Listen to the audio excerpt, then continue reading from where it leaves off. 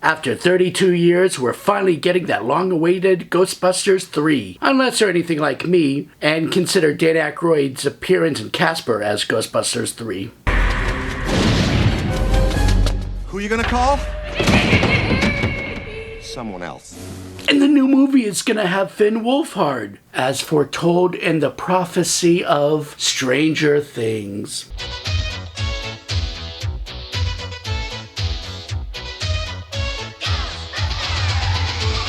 Hi, I'm Anthonix Maximus, bitching to you about movies because I'm getting really tired of you tourists trying to take pictures of me at the Hook and Ladder Firehouse. I'm not the Stay Puft Marshmallow Man, you guys. I'm a Ghostbuster. So as I said, it's been 32 years since we had the last Ghostbusters movie, 37 years since they were introduced to us. And no, that 2016 movie was not a Ghostbusters movie. It was Bridesmaid 2, The Wrath of Paul Feig. So with Ghostbusters Afterlife coming to theaters this week, it's a perfect time for us to take a look at the classic 1984 film, not to be confused with the 1975 The Ghostbusters TV show. You see, the brainchild of The Ghostbusters is Dan Aykroyd, who always had this fascination with the paranormal, which really explains a lot about his Crystal Skull vodka. Aykroyd wrote the script as another vehicle for him and John Belushi. When Belushi passed away, Aykroyd sent the half-completed script to Bill Murray to read the John Belushi lines. Liking the script, Murray then took the 40 to 50-page script, named Ghost Smashers at the time, to Ivan Reitman. The thing is, the script was actually about an already established team of Ghost Smashers that would actually travel to different dimensions and different times to battle evil ghosts. But Ivan Reitman was not having it. So after a rewrite, Dan Aykroyd gave a new spin to the script. Reitman actually liked the elements of the firehouse and the team responding to emergency calls, sort of in the same way as firefighters would. Immediately after, Reitman took the script to Burbank Studios where he worked, alongside Harold Ramis, who he actually managed to pull in for this project. Well, that's the shorter of the events. There were many script rewrites. Dan Aykroyd thought of the Ghostbusters, pulled in Bill Murray, Murray pulled in Ivan Reitman pulled in Harold Ramis, and they all got the film greenlit.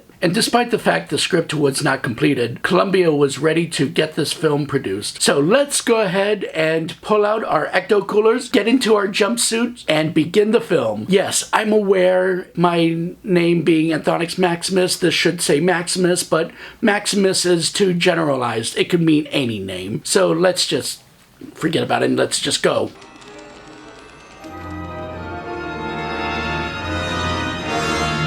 New York City Library? I've been there. I mean, I live in New York, so I've been to most of these places, alright? And the film opens up on a librarian doing librarian stuff. I don't know what librarians do. They tell people to be quiet and they read.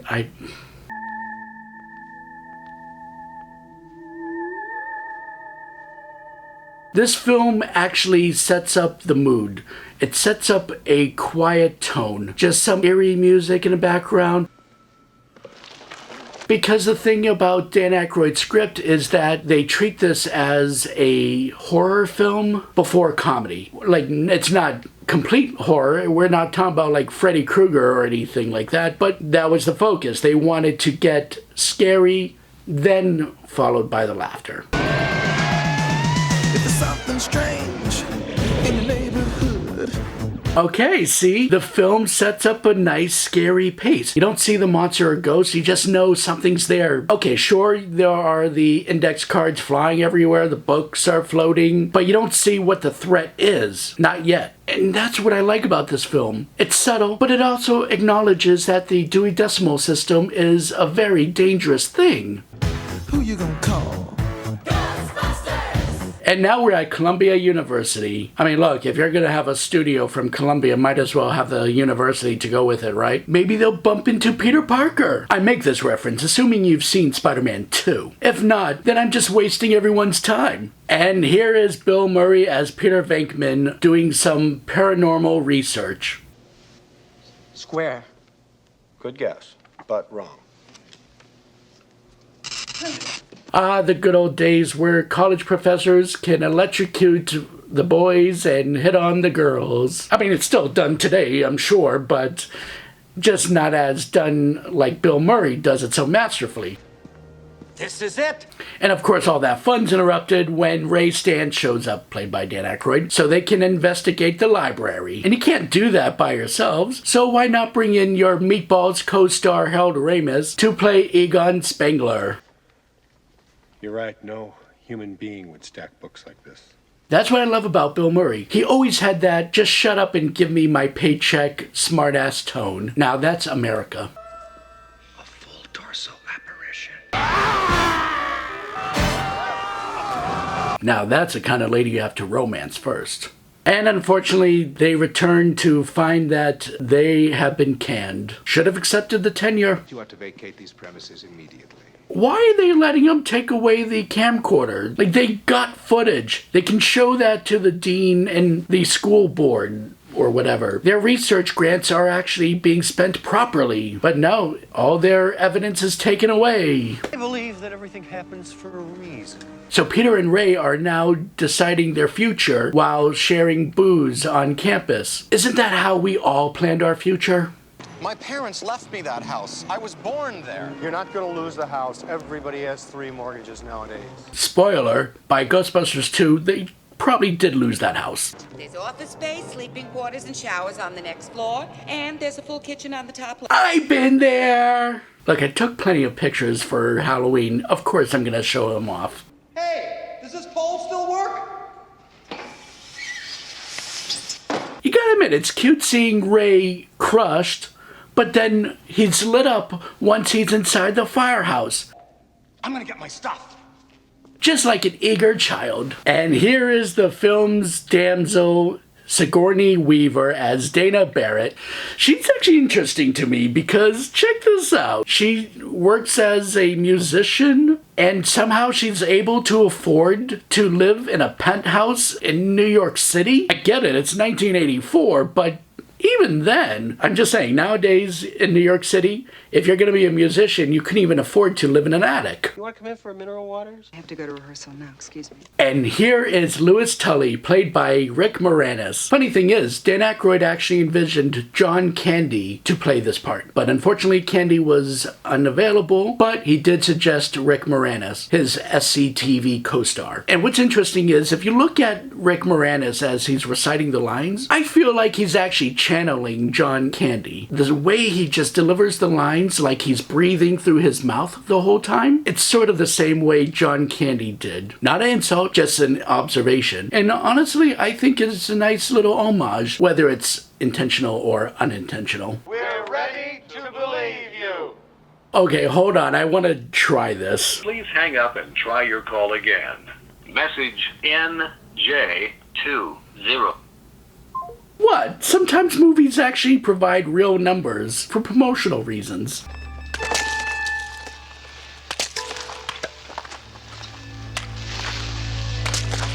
Hold on. You're telling me she got celery, she got eggs, things that are fairly healthy, and then she just got a big old bag of Stay Puft marshmallows. I don't think they were for her.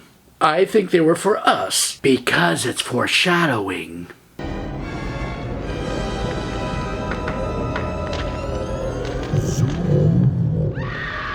And that's what happens when you have leftover Chinese food. Any messages? No. Any customers? No, Dr. Venkman. Yes, and one of my favorite characters, because she is really old school New York, is Janine, played by Annie Potts. Don't stare at me, you got the bug eyes. Aw, that's mean. Janine! Sorry about the bug eyes thing, I'll be in my office. Okay, that's nice. Do you have any hobbies?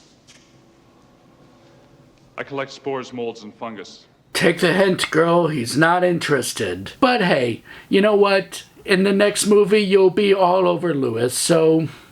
Although, in the new Ghostbusters movie, Finn Wolfhard's grandfather is Egon, so I wonder if his grandmother is Janine. I'll just have to wait till next Friday. I'm Peter Venkman. I'll take Miss Barrett back to her apartment and check her out. I'll go check out Miss Barrett's apartment. Okay, before any of you guys get any ideas out there, just remember, it was almost cute when Bill Murray talked this way to women, but you're not Bill Murray, so just kind of stick to a new plan on picking up chicks, okay?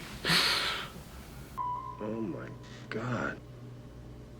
Look at all the junk food. The Coca-Cola can is actually facing towards the camera. Do you really want to talk smack about what is probably your sponsor? Either I have a monster in my kitchen or I'm completely crazy. We got one! Oh, they got a call! Their money problems wouldn't be so bad if they just sold off some of those arcade games. Each of us is wearing an unlicensed nuclear accelerator on his back. Yeah, that's true. How are you guys getting your license? So let me give you some quick insight. My introduction to the Ghostbusters wasn't actually through the movie. In fact, by the time I did see a Ghostbusters movie, the first Ghostbusters movie I saw was actually Ghostbusters 2 on TV. My real first introduction to the Ghostbusters was through the cartoon show, The Real Ghostbusters. So this scene confuses me when they're trying to blast Slimer because, well, in a cartoon, Slimer is their pet or their mascot. We Ghostbuster fans like to think we relate to Peter Venkman, but I think we Ghostbuster fans actually end up relating to Slimer. He slimed me.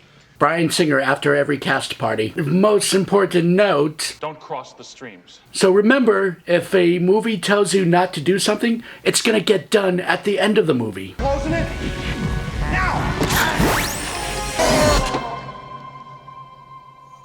But after destroying the banquet room, they did capture Slimer. Thanks so much. Thank you. Hope we can help you again. Coming for a 1 class 5. It's a 1980s movie montage. Who you gonna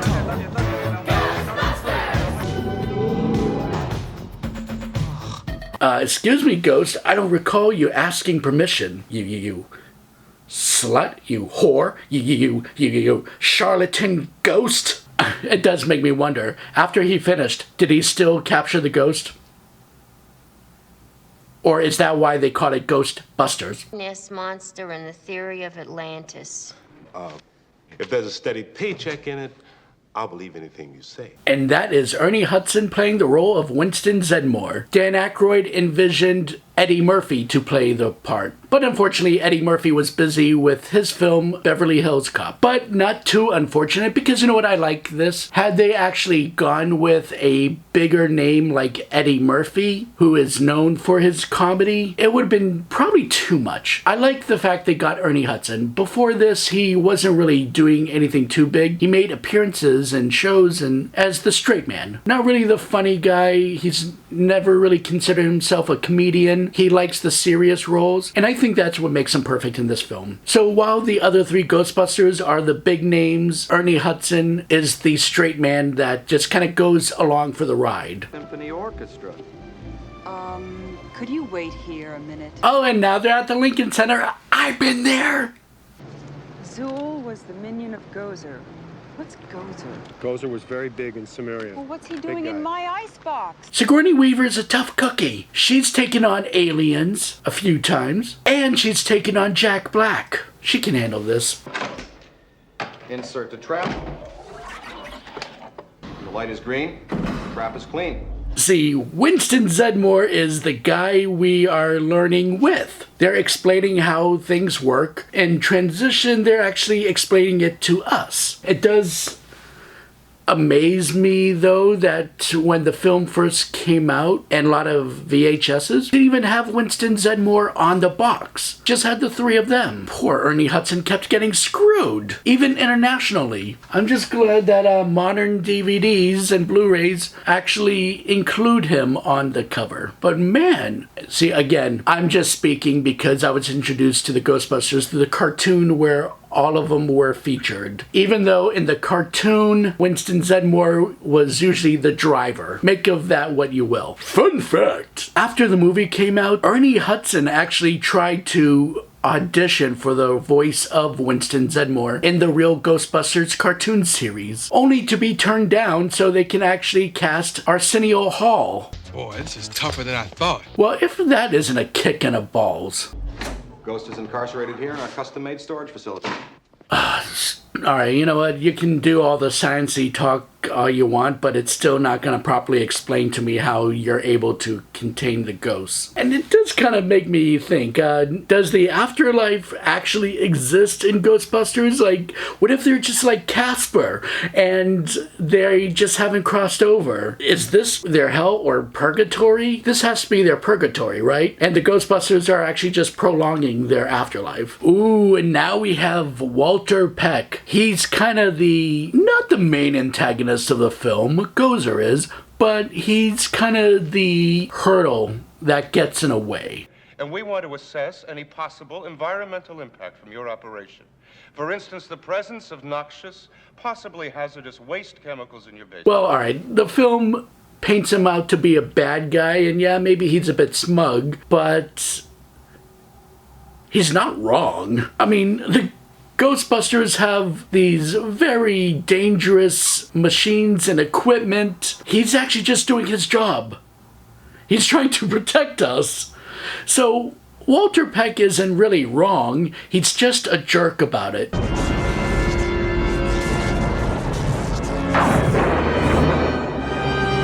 So that apartment by Central Park is a real apartment, except for the top of it. That was added in post.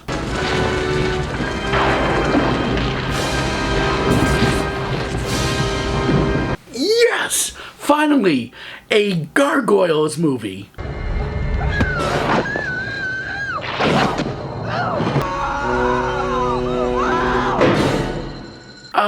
Good old classic physical practical effects. None of that CGI stuff. I know, I sound like such an old guy when I say none of that CGI stuff, but once again, I have to point out it's much better when you can tell the effects were physically done on set, even if that one hand is trying to cop a feel. Okay, maybe that part is a little CGI. Stop motion, really. Why, that's Central Park! And that's Tavern on the Green. Been there too. Not Tavern on the Green because I can't afford that. But I've been there. And the thing about this movie is before they actually finished the script and before they managed to cast everyone, they did take the time to film the exterior scenes of New York City while in New York. They filmed all the interior scenes in Los Angeles. Are you the keymaster? Oh, come on. Bill Murray looks nothing like Gwildor. Not that I know of.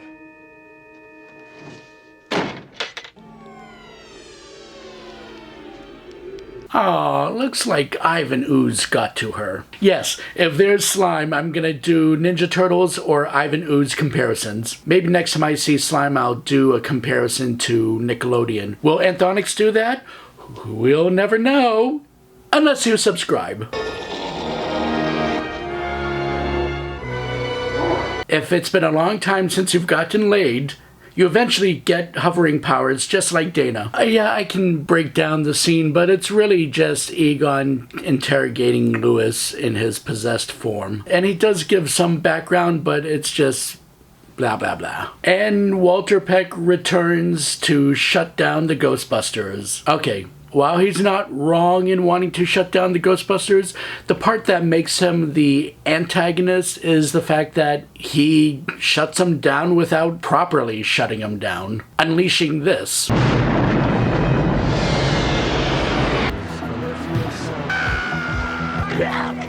7th Street. I'm in a hurry, so let's not dawdle. Oh, it's the skeleton cab driver from Halloween Town. Cold riveted girders with cores of pure selenium. I love how observant that the cellmates are. Everybody getting this so far? Thank you for saying what we all been thinking, Bill. Okay, Ghostbusters. The Mayor wants to see you guys. The whole island's going crazy. Let's go. Oh my god, it's Carl Winslow! So Reginald Val Johnson was a cop in this movie, in Die Hard, and Family Matters. I like to think when he's a cop, he always plays Carl Winslow. This is a prequel to Family Matters. Gee, Rick Moranis, you get the girl in Little Shop of Horrors, and you get the girl in Ghostbusters. For a nerd. You are quite the ladies' man. And this is where the Ghostbusters talk to the mayor. Yeah, it's kind of needed for the story, but at the same time, I do feel it kind of comes to a bit of a halt. Everything was fine with our system until the power grid was shut off by Dickless here. Is this true? Yes, it's true. This man has no dick. This was made into a cartoon, you guys. Human sacrifice, dogs and cats living together, mass hysteria. It's a very classic line, and what I really like about it is it's not so much the line that Bill Murray says. It's just Ernie Hudson in the background responding to it. He's practically laughing in the scene. I think he's actually breaking character. That's what I love about this film. It's these classic comedians working off of each other, and Ernie Hudson being the straight man who's just going along for the ride. And you can tell on his face he's having a good time. I like that shirt, Brad. Alright, settle down, extra. Just because you threw your voice out there doesn't mean you're gonna get a paycheck. Knock it off. That Ghostbusters, folks. You're all doomed. No way prepared for that. Where are we? It looks like we're in the teens. Listen, I know I may be dressed as a Ghostbuster, but if I have to climb that many set of stairs, I'm sorry, the world's just gonna have to die. And now the gatekeeper and the key master have become Zool hounds to open up the portal. So wait, whatever happened to the other Zool hounds? They jumped into the body? I don't know how Gozer works. Oh my god, they're about to face Pat Benatar. I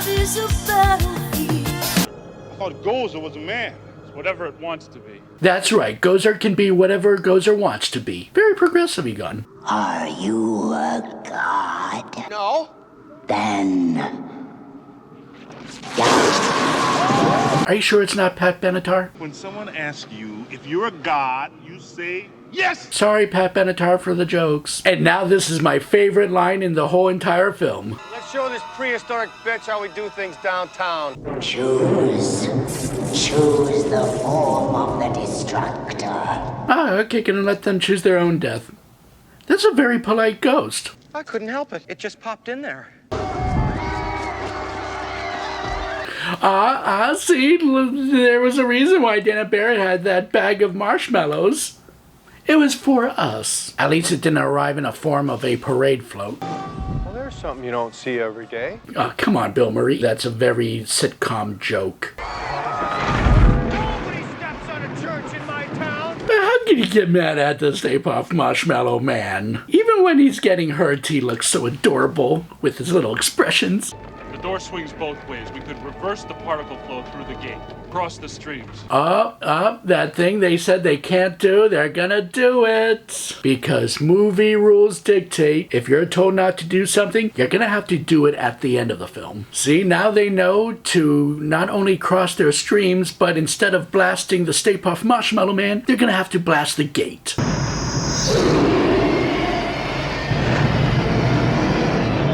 That's a beautiful explosion. I'm gonna assume Walter Peck just had a whole ton of burning hot marshmallow fall on him. That's either gonna scar him real bad or it's gonna kill him. So Walter Peck is dead. It wasn't that funny. But the Ghostbusters are fine. Stop it! You're hurting her more!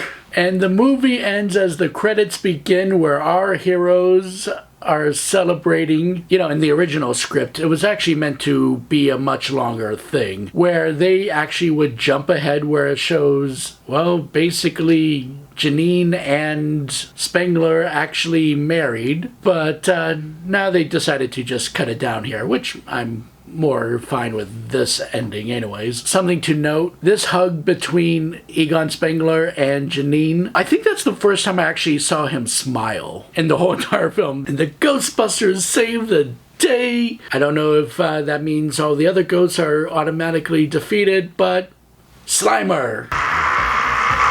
And that, Anthonix Maxiteers, is how the Ghostbusters became the Ghostbusters. The film was an instant hit. With a budget of $30 million, it earned back $209.2 million. That still put them at number 2, though, right behind Beverly Hills Cop. So, if you don't get Eddie Murphy in your film, he's gonna beat you some other way in a box office.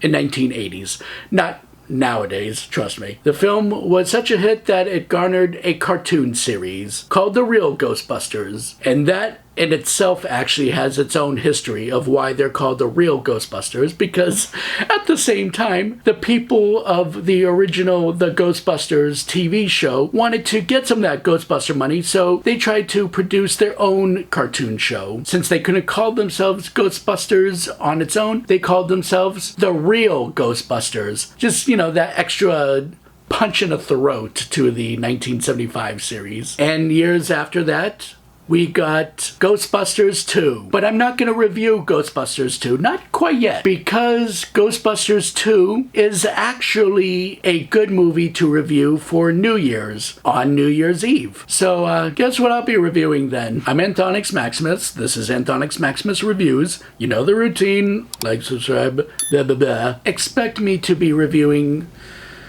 another type of Ghostbusters movie. Back off, man. I'm a scientist.